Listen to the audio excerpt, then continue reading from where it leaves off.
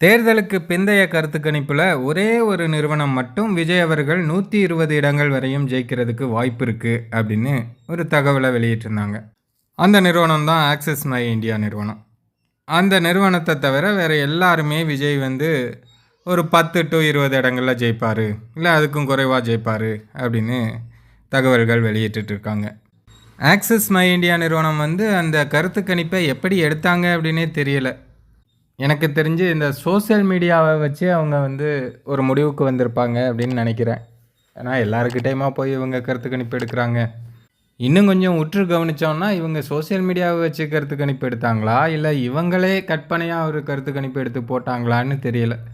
அந்த மாதிரி தேர்தல்லையே நிற்காத அண்ணாமலை அவர்களுக்கு 2% தேர்தலுக்கு பிந்தைய கருத்து கணிப்பில் போட்டிருக்காங்க. தேர்தலில் நின்னவங்களுக்கெல்லாம் போட்டாங்கன்னா கூட பரவாயில்ல.